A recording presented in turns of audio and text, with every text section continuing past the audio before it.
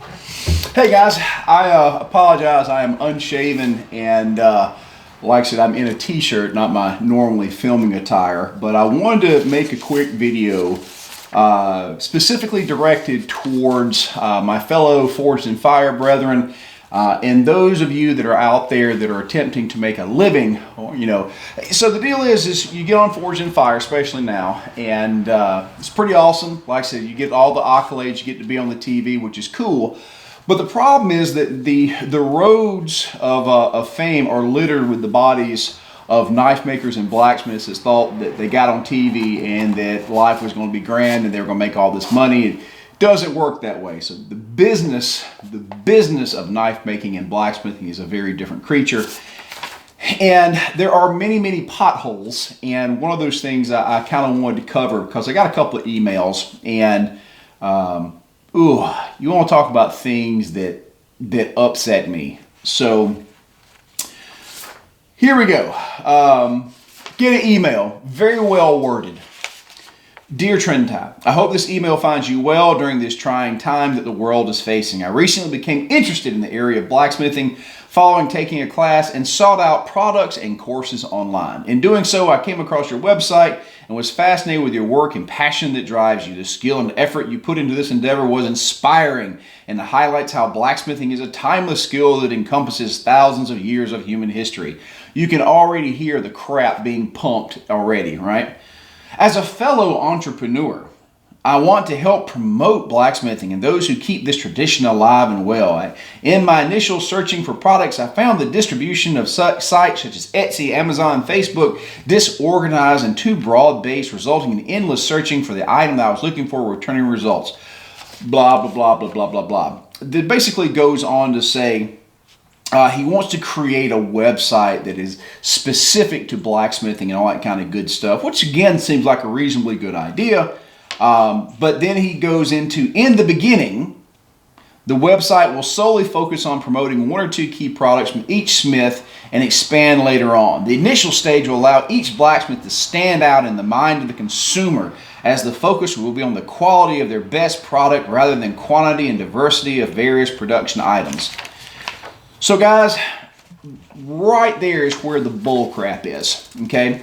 So if you've been on Forged in Fire or you've gone through the process of them having you come on, you know the concept of exposure dollars. And for those of you that are unfamiliar, let me explain to you what exposure dollars are. So exposure dollars are a fun way to screw a craftsman out of any particular bargaining leverage he may think that he has, okay? So let's say that somebody says, hey, we want you to be on this show.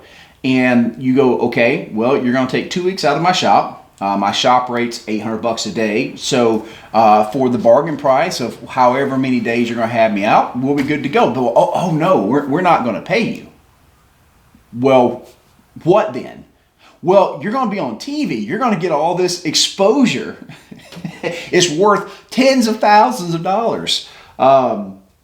I had one lady that was trying to get me on a show, and she was pushing that angle hard, and I finally got kind of tired of it, and I said, well, what do you think the exposure's worth? She says, if you were to try to buy this kind of exposure, it'd have to be $100,000. And I said, you know what?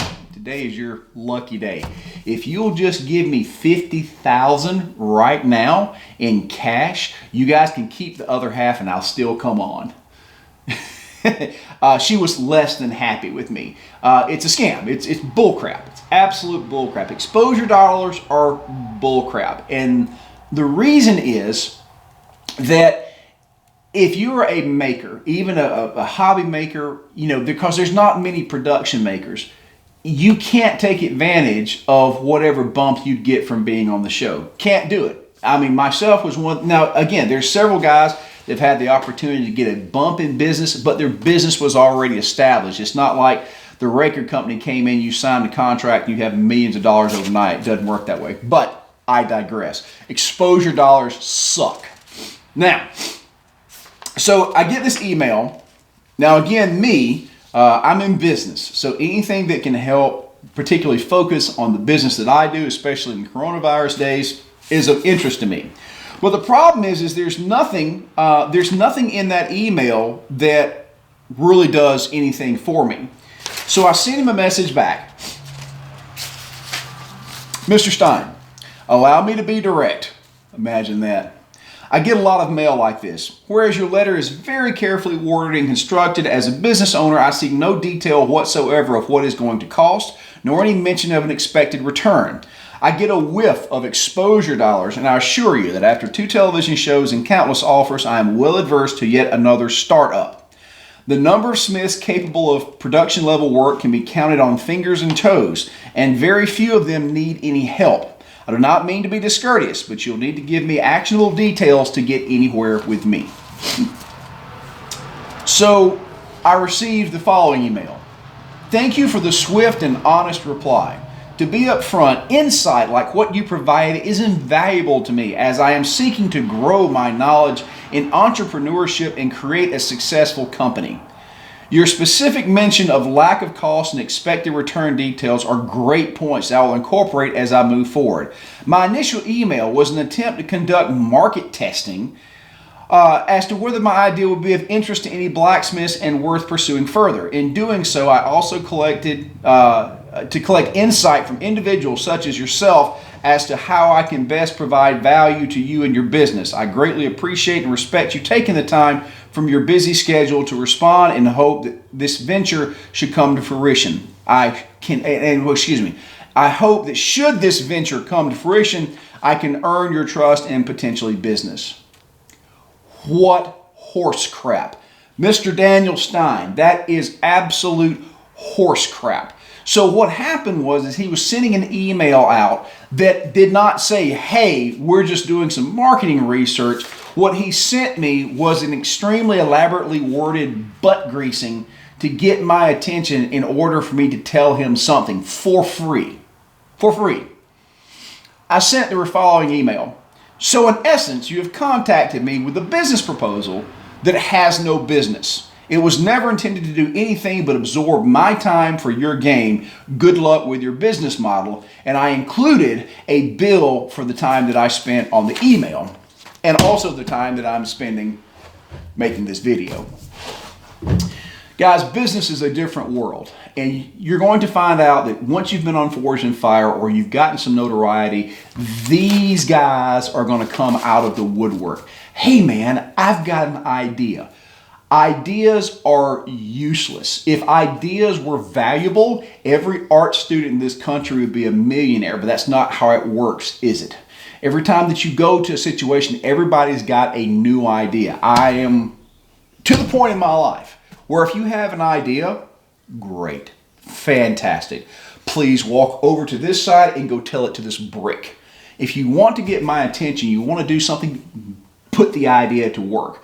Come to me when you've got something. Don't say, hey, I'm thinking about this. If that's the case, it's this crap right here. Guys, it's in the doing. 95% of things can be sorted out if you ask somebody, have you done it? Okay? Because if you haven't done it, then you're no better than sitting on the couch, smoking a joint, going, hey, you know, when I get some money, great. And not to take away from people that enjoy doing that. No problem at all. However, if you're in business, you have to deal on things that exist. There are plenty of ideas, but that's not good enough. Potential is cheap.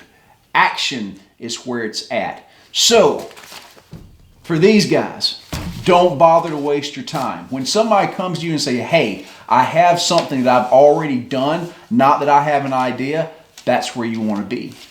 Sorry for the rant early in the morning. It upset me. Bye.